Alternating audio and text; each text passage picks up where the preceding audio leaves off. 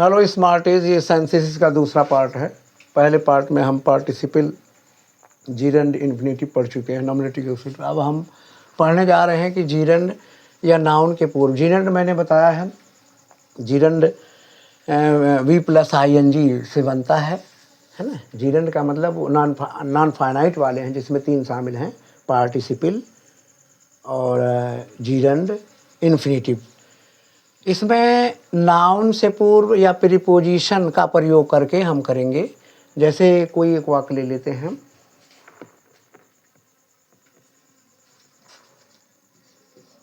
He bought A pen, उसने एक pen खरीदी। इट वाज 5 रुपीज, ये 5 रुपये की थी। उसने एक पेन खरीदी, ये 5 रुपये की थी। ही bought a pen for 5 rupees। ठीक हो गया।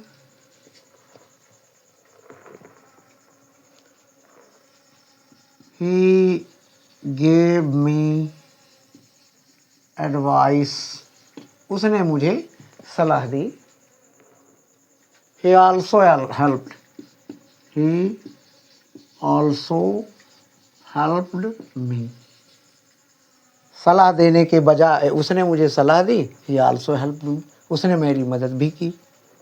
तो यहाँ लिखेंगे besides giving advice, सलाह देने के बजाय he also helped me। ठीक, आसान से हो गया। अगली कड़ी में हम लिखने जा रहे हैं, एक और ले लीजिए। चलो छोड़ो।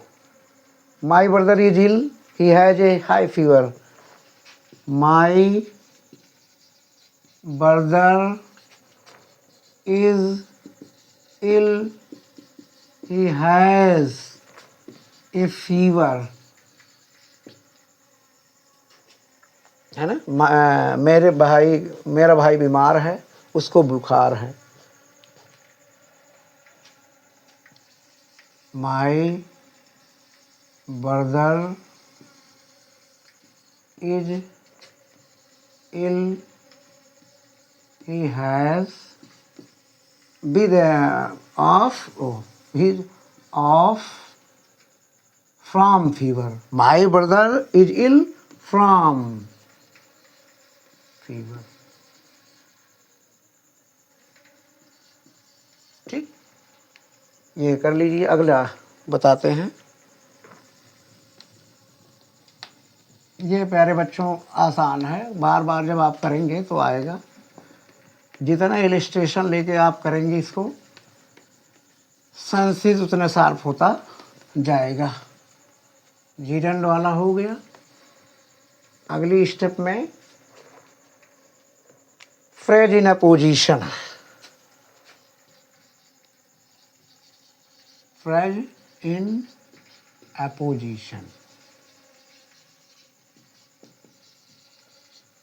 फ्रेज इन अपोजिशन का मतलब अपोजिशन, अपोजिशन मतलब इधर उधर वाला वाक्य, बगल वाला वाक्य। जैसे एक वाक्य की विशेषता दूसरे में हो, दूसरे की विशेषता तीसरे में हो, तो हम उसको एक सबमिट में कर देंगे। जैसे कोई इलस्ट्रेशन लीजिए, Suresh is a teacher. Suresh is a teacher, Suresh एक अध्यापक है। He is very gentle। मैंने बताया इधर बगल वाला, इधर उधर वाला वाक्य। जैसे सुरेश एक टीचर है, वह सज्जन है। टीचर की सुरेश की ही विशेषता बतलाई गई है, तो इसको कैसे करेंगे? सुरेश कामा अ टीचर, एक teacher comma is very gentleman, is very gentle. Note down, आसानी से हो रहा है। फिर समझो एक बार, हमने बताया है फ्रेज उपवाक्य है इन अपोजिशन। जैसे सुरेश इज ए टीचर, अब सुरेश एक टीचर है, इसको दो कामा के बीच में रखा गया, बाकी वाक्य लिख दिया गया। अगली ले लीजिए, एक उदाहरण ले लें। Mahatma Gandhi was a great leader,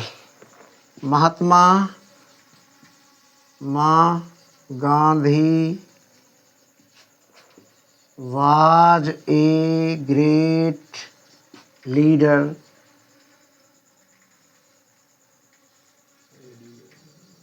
Mahatma Gandhi एक लीडर हैं। He was called father of nation, उन्हें पिता कहा जा सकता है। अब देखो कैसे करेंगे, महात्मा यहाँ लिख देंगे, महात्मा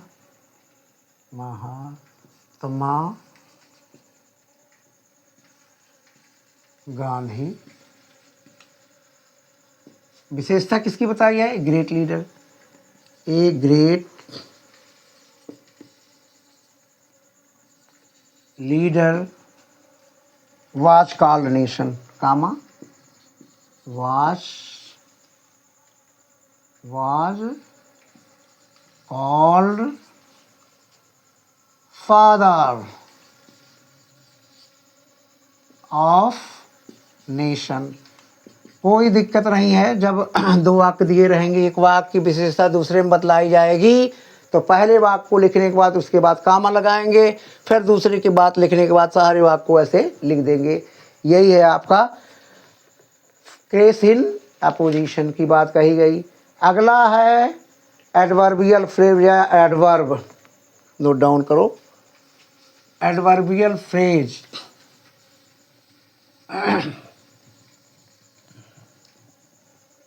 एडवर्ब जिसको कहते हैं, दो वाक्य है, उसमें क्रिया की विशेषता चलाई जाएगी। जैसे नाम जान ही रहे हो ना, adverb.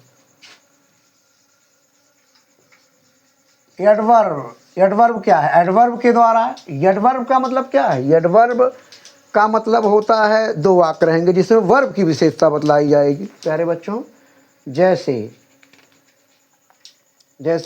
he went to college, he was punctual, he went to college, वह विद्यालय गया, he was punctual, ठीक। अब वह विद्यालय गया, ये इसकी इस कैरेक्टर की विशेषता बतला रहा है कि जाना पंक्चुअल है, वह भी पंक्चुअल है, और जाने की तो क्या हो जाएगा, he went to college punctually, simple हो गया। अगला एक वाक्य ले सकते हैं, I finished the work, it took no time. I finished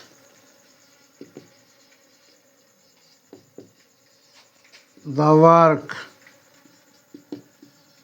it took no time। हो गया। ये भी वही चीज सेम टू सेम है। I finished the work in no time, ठीक। ये आपका हो गया। अगली कड़ी में आप देखेंगे एडजेक्टिव का प्रयोग करके, नोट डाउन करो।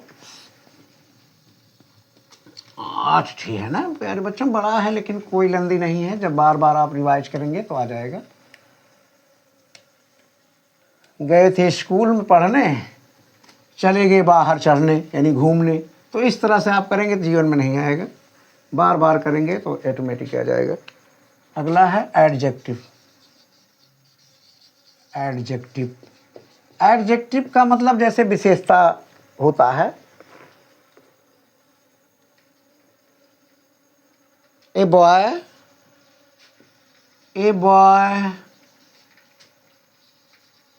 कैम टू माई ऑफिस, एक लड़का मेरे ऑफिस में आया। The boy was blind, the boy was blind, लड़का अंधा था। तो अब इसको क्या कर देंगे, ये blind boy came to my office, पहले वाक्य की विशेषता बतलाई गई। जैसे आई सा ए वोमैन, मैंने एक वोमैन को देखा। She was beautiful, I saw a beautiful woman. I bought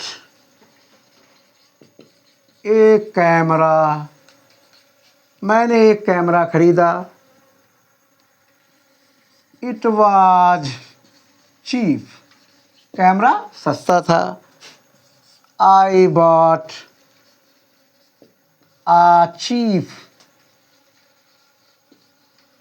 इसमें ध्यान देने वाली बात यह है, पहला वाक्य की विशेषता बतलाई, उसी विशेषता वाक्य को हम नाउन के बीच, क्योंकि ए क्या है, डिटर्मिनर है, ठीक।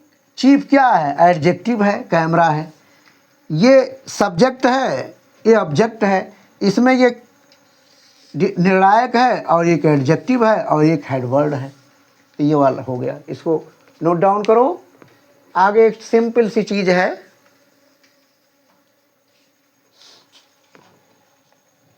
अगली कड़ी में 8वां है अंतिम वाला वाक्य। एंड का प्रयोग करके भी हम सिंपल वाक्य को बना सकते हैं। वैसे डस्टर लेना जरूरी है।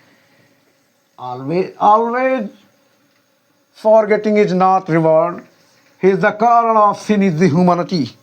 हमेशा भूलना अच्छी बात नहीं है, बदलते रहिए। अब अगला है कंजंक्शन एंड का प्रयोग करके। कंजंक्शन एंड का प्रयोग करके।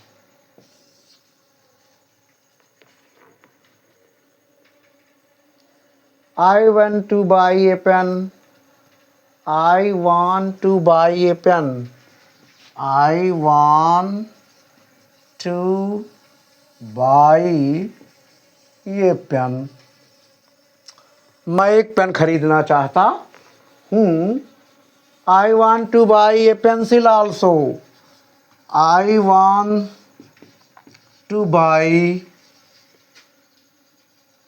pencil also. दोनों वाक्य हो गए, तो दोनों वाक्य हो गए, इसका क्या करेंगे, I want to buy pencil and a pen। ठीक, आसानी से कर देंगे। अगला वाक्य, Ram went to Kanpur. Ram went to Kanpur, Ram Kanpur गया, क्या करने गया है। Mohan also went with Ram. Mohan also went with Ram. Mohan भी राम के पास गया। अर्थात क्या हो गया प्यारे बच्चों, राम एंड मोहन दो वाक्य हो गए। Ram and Mohan went to Kanpur. इस तरह से सिंथेसिस का दो वाक्यों को जोड़कर साधारण वाक्य बनाने का काम पूरा हो गया।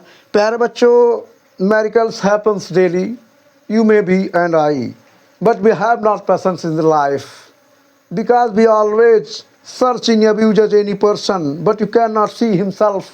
What I am the fruits of abuse. बुराई देखना एक अच्छी बात है, लेकिन अपने आप को भी देख कर जज करना चाहिए। तो सबसे पहले ईमानदारी से पढ़ते रहिए और आगे बढ़ते रहिए, यही शुभकामना मेरी है आप लोगों के साथ। और फॉलो करिए, सब्सक्राइब करिए। धन्यवाद। जय हिंद।